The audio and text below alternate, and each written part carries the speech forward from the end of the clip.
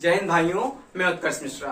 आपको हमने पैसिव के 3 वीडियो दिए हैं। सबसे पहले वीडियो में हमने आपको बताया था कि पैसिव हमारा किस टेंस का बनता है। ग्रामर में केवल एक सेंटेंस हमारे होते हैं, मतलब केवल एक टेंस हमारे होते हैं जिनका हम लोग पैसिव बनाते हैं, और हमारे 4 टेंस नहीं होते हैं। जाके हमने आपको उस वीडियो में देखिए, जाके चल जाएगा पता कि क्यों नहीं बनाते हैं। और सेकंड हमारा वीडियो रहा था आप लोगों का कि पैसिव हम अगर बनाएंगे उस सेंटेंस का तो उनका ही क्यों बनता है। मतलब सिखाया क्या था हमने कि हम लोग इनका बना देते हैं, और सेकंड में सिखाया था कि इनका ही क्यों बनता है। और थर्ड वीडियो में हमने आपको चालू कर दिया था पैसिव, जो कि हमने कल या परसों में अपलोड कर दिया था। और आज आपका रहेगा वीडियो कि प्रेजेंट टेंस हमारा इसमें पूरा खत्म हो जाएगा। कोई भी आपका एग्जाम्पल किसी भी बुक का हो हमसे बच नहीं पाएगा। तो पहले प्लीज आपसे कृपा है, जाके हमारे पहले वीडियो को देखिए पैसिव वॉइस के, उसके बाद ही इस वीडियो को देखिएगा, क्योंकि अगर उसको नहीं देख पाएंगे तो ये वीडियो कतई समझ में नहीं आएगा। चलिएगा, आपके सामने सेंटेंस मान लीजिए लिखा हुआ है, रूल हम कभी नहीं रटवाते हैं, रूल हम कभी नहीं पढ़ाते हैं। अगर आपको केवल रूल से पढ़ना है तो जाके आपके पास बुक्स होंगी या और भी टीचर्स हैं, आप वहां जाके पढ़ सकते हैं। हम के एक भी रूल्स पैसिव में नहीं पढ़ाएंगे, आप लोग देखेंगे, और तब भी अगर जो देखेगा बच्चा थोरोली, उसके पैसिव में इतनी अच्छी कमांड हो जाएगी कि बड़े से बड़ा क्वेश्चन वो गलत नहीं कर पाएगा। अब देखिए, हमने आपके सामने सेंटेंस लिख दिया, मान लीजिए यहां पे ही टीचेस इंग्लिश। अब आप लोग करते क्या है, या किताब में रूल लिखा क्या रहता है कि जो हमारा ऑब्जेक्ट होता है सब्जेक्ट में आता है, सब्जेक्ट होता है ऑब्जेक्ट में आता है, वर्ब की थर्ड फॉर्म लगाते हैं। सबसे पहले ये सीखा करिए कि सेंटेंस हमारा किस टेंस का है। सेंटेंस हमारा किस टेंस का है तो आपको चल गया पता कि जिस भी सेंटेंस में हमारे वर्ब के बाद, मतलब सब्जेक्ट के बाद हमारी वर्ब आती है, और जो वर्ब हमारी आती है मेन वर्ब, और अगर मेन वर्ब में हमारा एस या ईएस लगा रहा तो उसको हम लोग कहेंगे सिंपल प्रेजेंट का। हमने आपको बताया है। तो यहां पे ये हमारी हो गई वर्ब की फिफ्थ फॉर्म हो गई। अब आपके पास ग्रामर में केवल वर्ब की फिफ्थ फॉर्म होती है, मतलब मेन वर्ब को केवल 5 प्रकार से हम लोग डेराइव कर सकते हैं। एक हमारी होती है फर्स्ट फॉर्म, एक हमारी होती है सेकंड फॉर्म, एक हमारी होती है थर्ड फॉर्म, देन फोर्थ होती है और फिफ्थ होती है। आपका पैसिव में किसी भी प्रकार का सेंटेंस हो, किसी भी प्रकार का टेंस हो, हमेशा हम लोग प्रायोरिटी देते हैं वर्ब की थर्ड फॉर्म को। अब सेंटेंस का स्ट्रक्चर आप लोग अपने आप ही बताएंगे, हम नहीं बताएंगे, देखिएगा। अच्छा, हम जब से पढ़ा रहे हैं तब से आपको पता चल गया है। सबसे पहले अगर हमारी ग्रामर कहीं भी चालू होगी, टेंस में हो, वर्ब में हो, एडजेक्टिव में हो, किसी भी पार्ट ऑफ स्पीच में हो, पूरी ग्रामर में हो, तो अगर हम लोग सेंटेंस को ढालेंगे एक स्ट्रक्चर रूप में, सबसे पहले हमारा सब्जेक्ट आता है, और सब्जेक्ट के बाद हमारी वर्ब आती है। वर्ब आपकी 2 टाइप्स की हमारी होती है। एक हमारी होती है हेल्पिंग वर्ब, जो कि हमारी होती है छोटी बहन। इसके बाद हमारी आती है मेन वर्ब, और उसके बाद हमारा आता है अदर वर्ड। अदर वर्ड आपके 2 टाइप्स के हमारे होते हैं। एक हमारा होता है ऑब्जेक्ट, एक हमारा होता है कॉम्प्लीमेंट। कॉम्प्लीमेंट में पैसिव बनता नहीं है, हमने आपको बताया है, इसलिए यहां पे हम लोग अदर वर्ड को काट कर लिख देते हैं ऑब्जेक्ट। मतलब अगर आपका एक्टिव वॉइस पूरे पैसिव में कहीं भी लिखा रहेगा तो वो इसी मॉडल पर आधारित होगा। आपके सेंटेंस पूरी किताब में, पूरे भारत में अगर आपको एक्टिव वॉइस का एग्जाम्पल दिया गया, कोई भी एक्टिव वॉइस का आपका एग्जाम्पल होगा, तो उसमें यही रूल फॉलो रहेगा। अब मेरी बात को सीखिएगा धीरे धीरे। हमने आपसे क्या कहा, मेरे वर्बल को पकड़िएगा, वर्बल से सीखिएगा, रटने की आवश्यकता नहीं है। हमने आपसे कहा कि पूरी आप किसी भी बुक में देखिएगा, ग्रामर में देखिएगा, कहीं भी देखिएगा, आपको पूरे ग्रामर में केवल यही स्ट्रक्चर देखने को मिलेगा। और इसको हमने कैसे बनाया, बहुत इजीली बन गया है। पहले एक्टिव का स्ट्रक्चर पढ़ेंगे, सब्जेक्ट के बाद हमारी हेल्पिंग वर्ब आएगी, देन मेन वर्ब आएगी, फिर हमारा ऑब्जेक्ट आएगा। अब जो आपने पढ़ा है केवल उसके हिसाब से चलो। इस नालायक को हम जो ऑब्जेक्ट के नाम देते हैं उसको हम धाय से आगे कर देते हैं, मतलब कि यहाँ पे हमारा ऑब्जेक्ट हो गया। और अगर मेरी बात को सुनो, अगर आपका वर्ब के पहले कोई नाउन लिखा है, जैसे हमने आपको क्या बताया, 1 सेकेंड बस दीजिए हमको। हमने क्या कहा, हमने आपसे कहा जहां पे हमने रख दिया वर्ब को, वो वर्ब हमारी कोई भी प्रकार की हो सकती है, चाहे मानो मेन, चाहे मानो हेल्पिंग। तो अगर इसके पहले हमने रख दिया किसी न किसी नाउन या प्रोनाउन को, और इसके अगर हमने बाद में रख दिया किसी न किसी नाउन या प्रोनाउन को, अब सुनिएगा कंसल्टेंटली, अगर हमने वर्ब को सेंटेंस के बीच में लिखा है और इसके पहले किसी न किसी नाउन या प्रोनाउन को कर दिया है और अगर इसके बाद किसी न किसी नाउन या प्रोनाउन को कर दिया है, तो अगर वर्ब के पहले कुछ आता है तो इसको हम लोग कहते हैं सब्जेक्ट। क्योंकि ग्रामर में केवल सब्जेक्ट हमारे दो टाइप्स के होते हैं। ठेका ग्रामर में सब्जेक्ट का केवल दो ने लिया है, एक हमारा होता है नाउन, एक हमारा होता है प्रोनाउन।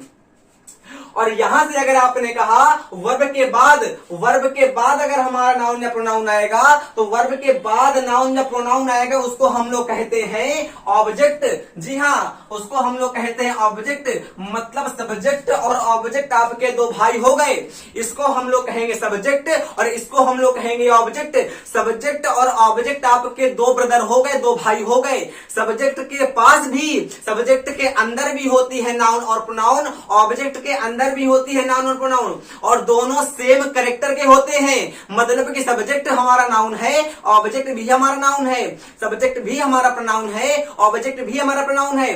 बट क्वेश्चन यहाँ पे ये आएगा कि हम आइडेंटिफाई कैसे करेंगे कौन नाउन है, मतलब कौन सब्जेक्ट है, कौन ऑब्जेक्ट है। तो उसके लिए सुनिएगा, अगर वर्ब के पहले हमारी नाउन आएगी या प्रोनाउन आएगा तो उसको हम लोग कहेंगे सब्जेक्ट। सब्जेक्ट का मतलब होता है जिसको हम लोग अपने हाथ से छू लेते हैं, आंखों से देख लेते हैं, जिसके पास नाम होता है उसको हम लोग अगर वर्ब के पहले नाउन या प्रोनाउन आएगी तो उसको कहेंगे सब्जेक्ट, और वर्ब के बाद आएगी नाउन या प्रोनाउन उसको कहेंगे ऑब्जेक्ट। इतना आया। अब सुनो, हमने आपसे क्या कहा, इसका मतलब जब आप लोग ऑब्जेक्ट को हमारे यहां लिखोगे, अब चूंकि हमारा ऑब्जेक्ट यहां देखो हमारा मेन वर्ब के बाद लिखा भया था, मेन वर्ब के बाद लिखा हुआ है, तो इसको हमने ऑब्जेक्ट कहा था। बट इस सेंटेंस में हमने इसको मेन वर्ब के पहले रख दिया, इसीलिए इसको ऑब्जेक्ट ना कहे के सब्जेक्ट कह देंगे। बट सब्जेक्ट हमारा कौन सा कहलाएगा, तो नया कहलाएगा, मतलब सब्जेक्ट हमारा न्यू हो गया। इतना पता चला, इसलिए हमने इसको सब्जेक्ट में नए रूप में ढाल दिया। अब फिर सुनो कैसे बनाया हमने कहा जो आपका यहाँ पे ऑब्जेक्ट होता है उसको हम लोग यहाँ पे कर देते हैं, आपने कहा समझ में आ गया। बट अगर इसके बाद भी हम लोग हेल्पिंग वर्ब लिखेंगे, इसके बाद भी हम लोग मेन वर्ब लिखेंगे, इसके बाद भी हम लोग लिखेंगे ऑब्जेक्ट, इसके बाद मतलब ये वाला यहाँ पे आएगा तो सब्जेक्ट मान सकते हैं। बट आपको पता है, क्या पता है हमको, कि मेन वर्ब मतलब कुल मिला के वर्ब, अगर वर्ब के पहले कुछ आता है तो होता है सब्जेक्ट और वर्ब के बाद कुछ आता है तो होता है ऑब्जेक्ट। तो इसको ऑब्जेक्ट ना कहकर हम लोग कहते हैं सब्जेक्ट। अब चूंकि हमारे पास एक बार सब्जेक्ट ऑलरेडी है तो इसको कहते हैं हम लोग न्यू सब्जेक्ट, मतलब कि पैसिव वॉइस का सब्जेक्ट। अब यहां पे हमारी हो जाएगी हेल्पिंग वर्ब और यहां पे हमारी हो जाती है मेन वर्ब और यहां पे हमारा होता है ऑब्जेक्ट। काहे वर्ब के बाद लिखा हुआ है और यहां पे हो जाएगा ऑब्जेक्ट। अब क्योंकि ऑब्जेक्ट आपका एक बार आ चुका है, इसको हम लोग कह देंगे न्यू ऑब्जेक्ट। और यही रूल हमारा पैसिव के किसी भी जितने आपके टेंस होते हैं, 8 से 8 टेंस होते हैं, सभी पैसिव में हमारा ये स्ट्रक्चर काम करता है। इसको दिमाग खोल के, कान खोल के सुन लो। हमारा कोई भी सेंटेंस होगा, प्रेजेंट का चाहे पास्ट का चाहे फ्यूचर का, यही आपका रूल काम करेगा, यही हमारा बेसिक रूल होता है। इनको सीख नहीं पाते हैं बच्चे, काहे रटते हैं खाली, हमने आपको आज तोड़ के बता दिया। अब मेरी बात को सुनो ध्यान से। जैसे हमने कोई टेंस लिख दिया है, अगर टेंस लिख दिया है तो यह आवश्यक नहीं है कि उसके पास हेल्पिंग वर्ब, मेरी बात सुनिएगा, हमने आपसे अगर टेंस लिख दिया है, हमने कहा ही टीचर्स इंग्लिश, तो ये आवश्यक नहीं है कि टेंस के पास भी हेल्पिंग वर्ब हो। हमने क्या कहा कि अगर आपका कोई टेंस लिखा है ग्रामर में तो ये हमारे पास हमारे मन होगा तो लगाएंगे हेल्पिंग वर्ब और मन नहीं होगा तो नहीं लगाएंगे। मतलब कि अगर हमने आपको सेंटेंस दिया, हमने कहा ही और हमने कहा इट्स और हमने कहा अ मैंगो, तो यहाँ पे देखो, यहाँ पर हमारी मेन वर्ब तो आई हुई है बट इसके पहले हमारी हेल्पिंग वर्ब नहीं आई हुई। मतलब अगर आपका कोई टेंस लिखा होगा, अगर आपका कोई टेंस लिखा होगा तो हमारी मर्जी होगी तो हेल्पिंग वर्ब लगाएंगे और मर्जी नहीं होगी तो हेल्पिंग वर्ब नहीं लगाएंगे।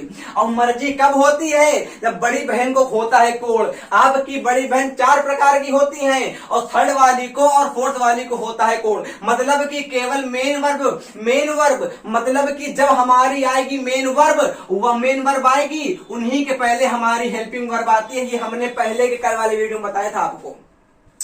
अगर ये आपका टेंस कोई भी लिखा हुआ है और टेंस आपका कोई भी लिखा हुआ है, अब हमने कहा ही, हमने कहा इज कमिंग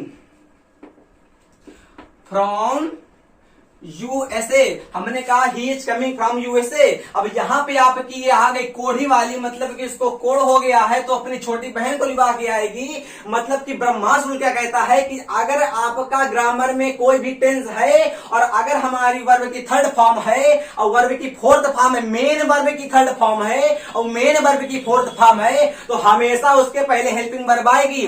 और अगर हम ये भी कह सकते हैं कि he comes from America, he comes from America, मतलब कि यहां पे आपकी हेल्पिंग वर्ब नहीं है। यहां पे देख रहे हो आप कि यहां पे आपकी हेल्पिंग वर्ब नहीं है, तो बस वही बता रहे थे हम कि अगर हमारा मन होगा तो हम टेंस में हेल्पिंग वर्ब लगाते भी हैं और अगर नहीं मन होगा तो हम लोग हटाते भी हैं। मतलब कि टेंस हम लोग अपने हिसाब से बनाते हैं, जब मन होता है लगाते हैं हेल्पिंग वर्ब और जब मन होता है हटाते हैं हेल्पिंग वर्ब को। समझ में आया?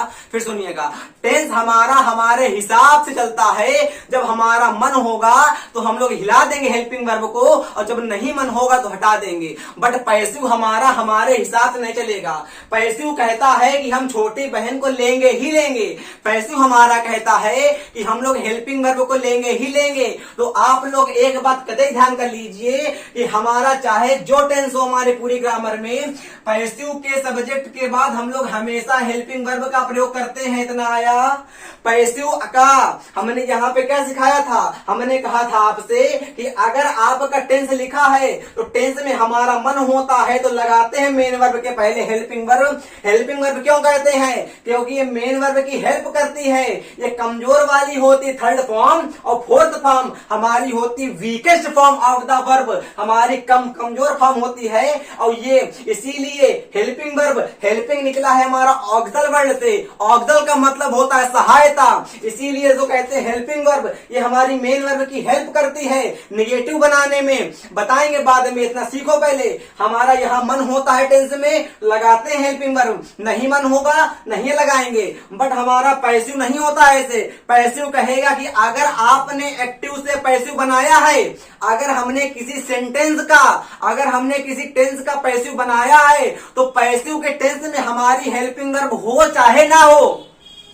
क्या हमने कहा? हमने कहा कि आप किसी एक्टिव वॉइस से पैसिव वॉइस बना रहे हैं, आप किसी सेंटेंस से, टेंस से, एक्टिव वॉइस से पैसिव वॉइस बना रहे हैं तो ये आवश्यक हो, मतलब टेंस के पास हमारी हेल्पिंग वर्ब हो चाहे ना हो, हमारे पैसिव में हमेशा हमारी हेल्पिंग वर्ब आएगी। इतना आया? अरे भाई इतना आ गया तो पैसिव की पूरी धज्जियां उड़ाएंगी, आ जाएगी एकदम।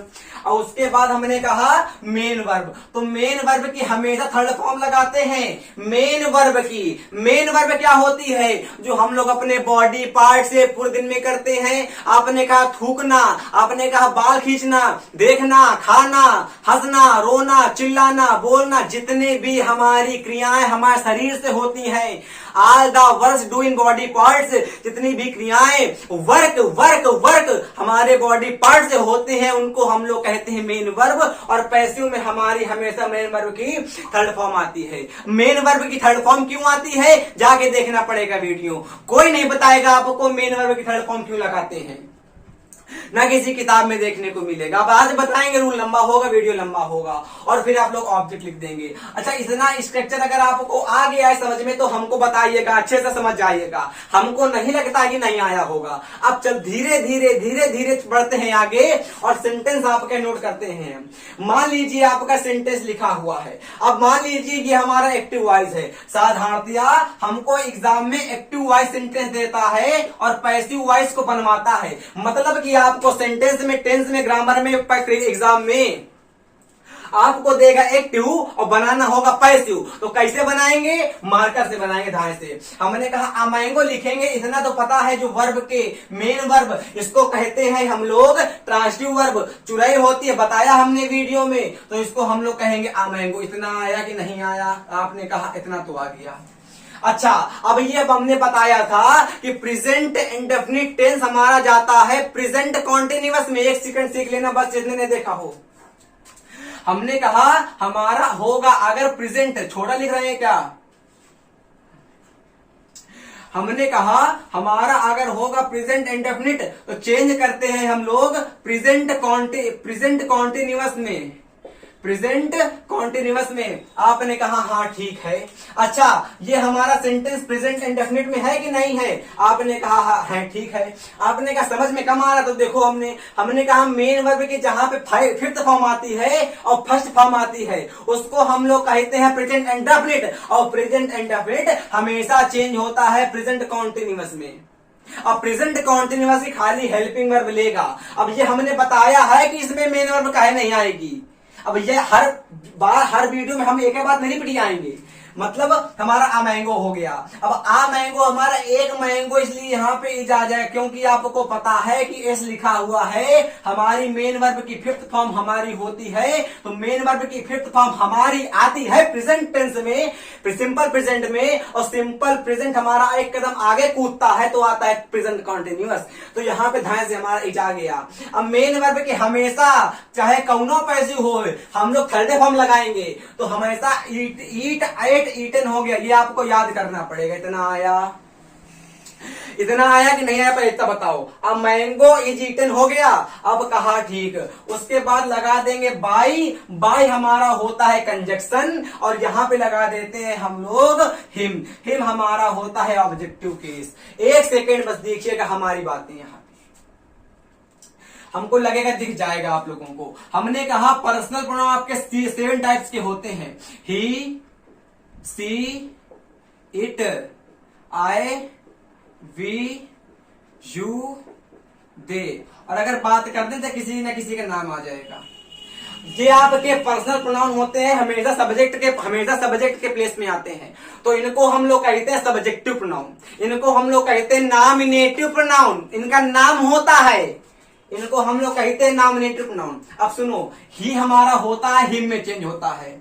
अब ये याद करना पड़ेगा। सी हमारा हर में, इट हमारा इटन हो जाता है, आई को करते हैं मी में, वी को करते हैं अस में, यू को हमारा यू में, दे को करते हैं देम में, और नेम हमारा होता है तो नेम में लिख देते हैं धाय से।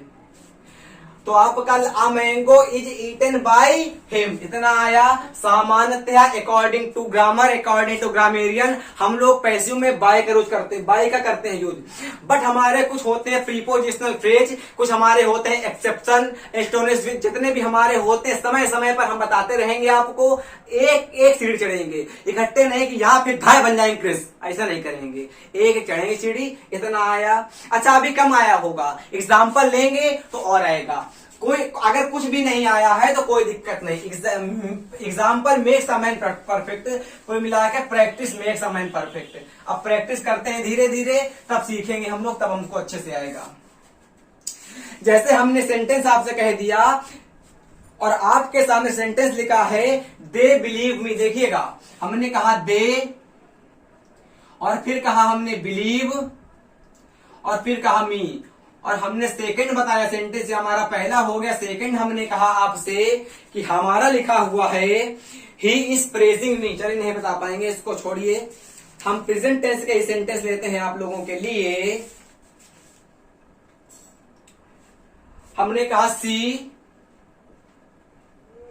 गिव्स मी आ बुक, और फिर सीखो हमने सेंटेंस फोर्थ कहा आपसे। हमने कहा ही या मोहन कह दिया हमने एक बार, और कहा किल्स आ स्नैक। मोहन ने एक स्नैक को गुड़िया दिया, और फिर हमारा लिखा हुआ नेक्स्ट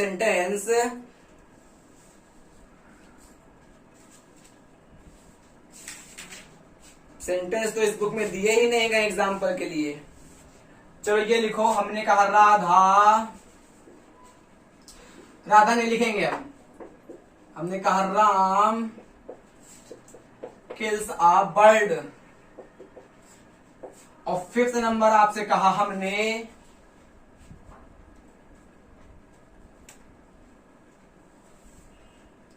द चिल्ड्रेन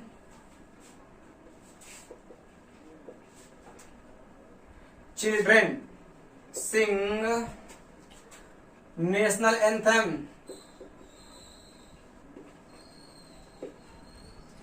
और बनाते हैं, सबको आता नहीं होगा तो सीखो, जिसको आता है प्लीज जल्दी जल्दी वीडियो को बढ़ा के देख सकता है धाय वाला। हमने कहा मी लिखा हुआ है, वर्ब के बाद है, यहाँ पे आएगा तो आई आ जाएगा। अब मी आ गया, आई आ गया, अब आई के बाद तो एम एल लगाते हैं तो आई एम हो गया। कितना आया? हमारी वह सब्जेक्ट के बाद हेल्पिंग वर्ब आ गई और फिर हमारी आएगी मेन वर्ब। तो यहाँ पे कर देंगे मेन वर्ब के लिए बिलीव्ड। भाई ये तो हमको याद ना करना पड़ेगा, इसको कौन सिखा देगा। अब बाय कर देंगे और दे का हम लोग देम कर देंगे क्योंकि ऑब्जेक्ट की प्लेस में आया है। जितने भी हमारे पर्सनल प्रोनाउन हमने यहाँ पे लिखे थे आपके पहले, वो हमारे होते हैं सब्जेक्ट के प्लेस में, और जितने हमारे उधर जाते हैं वो हमारे होते हैं ऑब्जेक्ट के प्लेस में। इसको बनाओ तो इसमें आप लोगों के कान इसमें फ्यूज होंगे कि हमारा मी से बनाए कि आप बुक से बनाए। इसमें आप लोगों की धज्जियां उड़ेंगे। तो सीखो मेरी बातें। आपके आपके आपके आपके आपके ऑब्जेक्ट हो गए दो प्रकार के, हमने बताया है वर्ब के वीडियो में कि एक हमारा होता है डायरेक्ट ऑब्जेक्ट और एक हमारा होता है इनडायरेक्ट ऑब्जेक्ट। किसको हम लोग कहेंगे डायरेक्ट और किसको हम लोग कहेंगे इनडायरेक्ट, यहां पे सीखिएगा।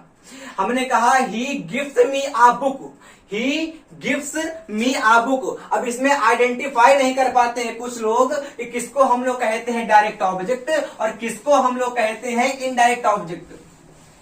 तो सीखिएगा।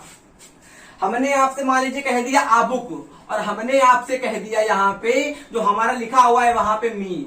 अब हम लोग यहाँ भी नहीं ना एग्जाम में आइडेंटिफाई नहीं कर पाते हैं, बट एग्जाम में हमारा एक ही एप्रोप्रिएट ऑप्शन देता है। बट अगर हमारा उसने दोनों दे दिया, हमारा मी से भी दे दिया और आबुक से भी दे दिया, तो हम लोग क्या करेंगे? तो क्या करेंगे सुनो, इसको हम लोग कहते हैं डायरेक्ट ऑब्जेक्ट, इसको हम लोग कहते हैं डायरेक्ट ऑब्जेक्ट, इसको हम लोग कहते हैं इनडायरेक्ट ऑब्जेक्ट। आपने कहा समझ नहीं पा रहे, तो हमने सुनो, डायरेक्ट का मतलब होता है आपने जो चीज दी है इफेक्ट उस पर पड़े, और इनडायरेक्ट का मतलब होता है जिसको दी है उस पर पड़े। समझ में आया? नहीं समझ में आया?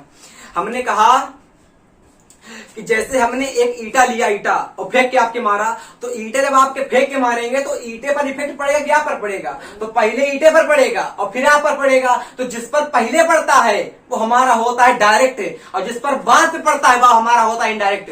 अब सीखो।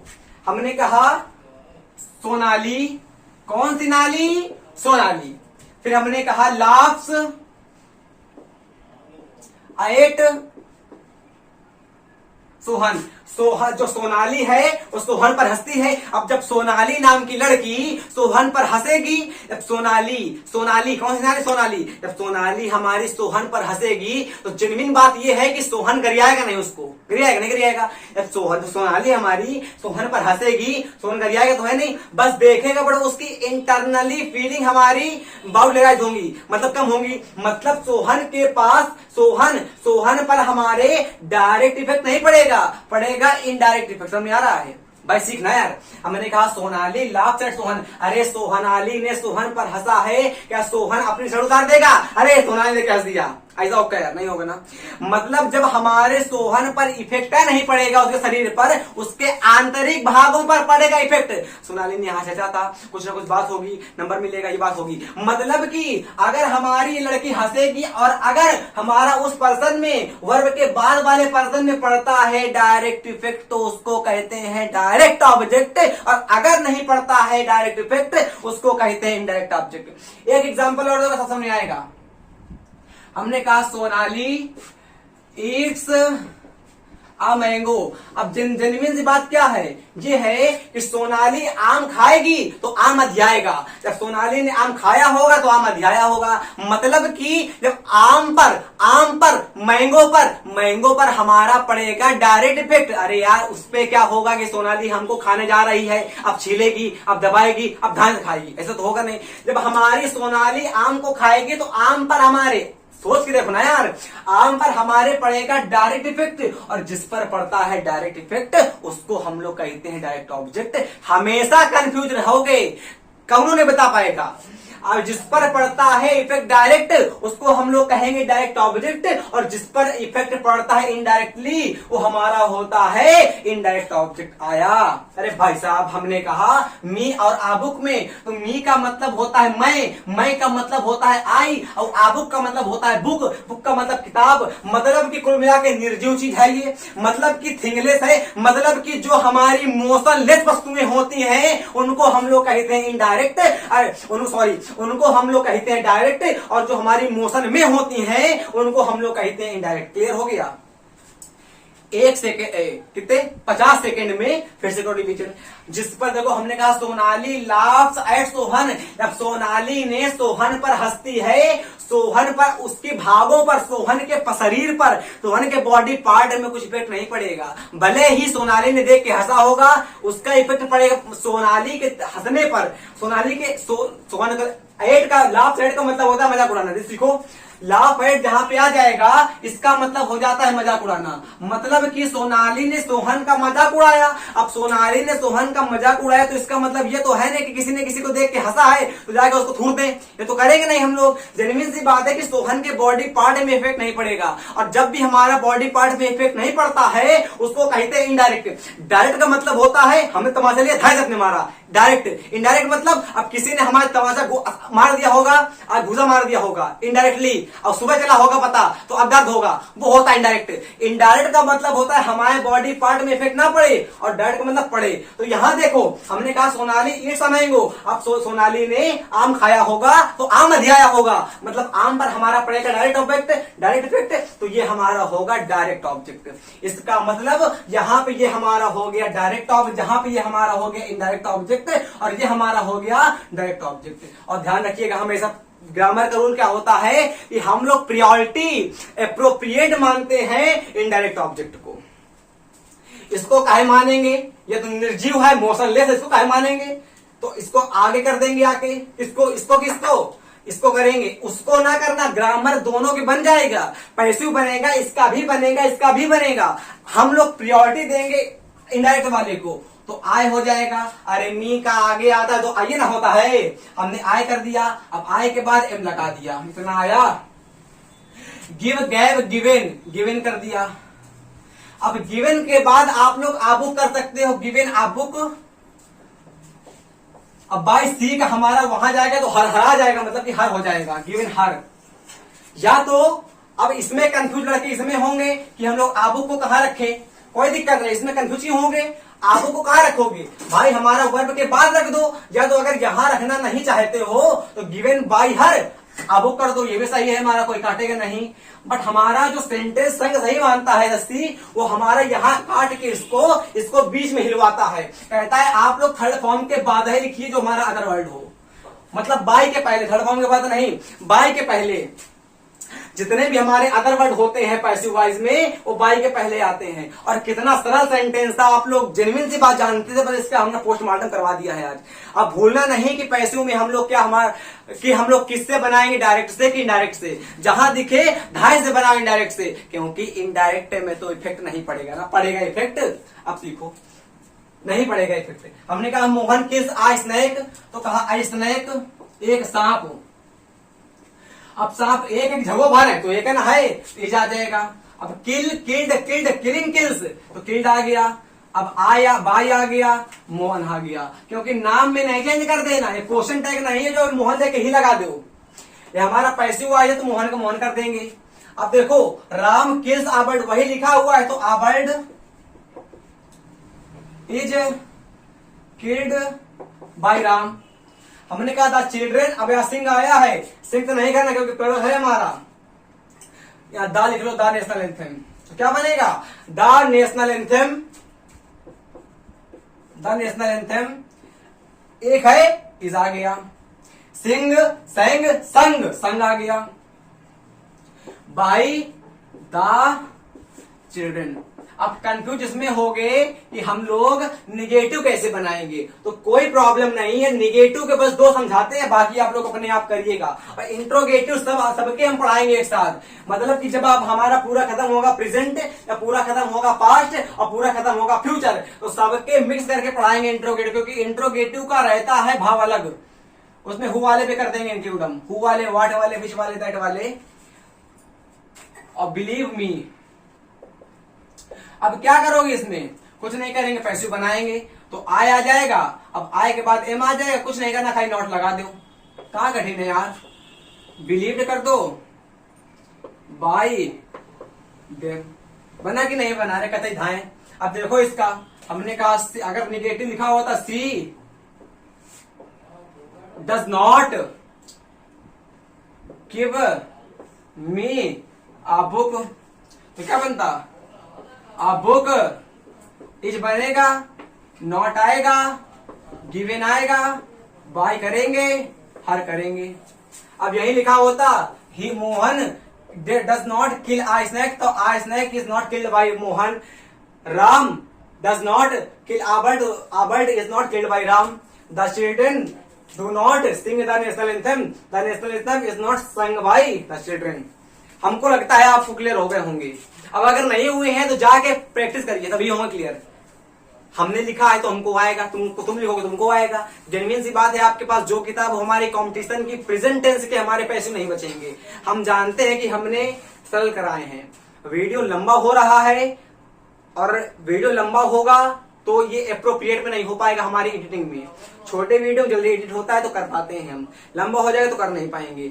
अब इसके जितने भी हमारे कॉम्पिटेटिव एग्जाम में क्वेश्चन है वो हम पेपर में करके आपको डाल देंगे। छोटा वीडियो रहेगा लगभग 10 से 20 मिनट का, उसमें आपके जितने भी अच्छे क्वेश्चन है एकदम जहर टाइप के, वो आपको क्लियर हो जाएंगे। आपको वीडियो कैसे लगा बताइएगा। अगला वीडियो हमारा आएगा, पहले प्रैक्टिस करवा देंगे इसकी हम लोग कम से कम 100 या 50 सेंटेंस की। उसके बाद हमारा आएगा प्रेजेंट कॉन्टिन्यूअस। जिसको पढ़ो उसकी धज्जियां उड़ा के रख दो, ताकि उससे अगर एग्जाम में कोई क्वेश्चन आता है तो वो ना रह जाए, हमारे माइंड में कंफ्यूजन ना रह जाए, कंफ्यूज ना हो एग्जाम में। ऐसा पढ़िए, और हमको नहीं लगता है कि इसमें कोई कंफ्यूज हुआ होगा। तो अगला वीडियो हम इससे भी अच्छा बनाने का प्रयास करेंगे। अगला वीडियो आने के लिए जय हिंद, जय भारत, वंदे मातरम।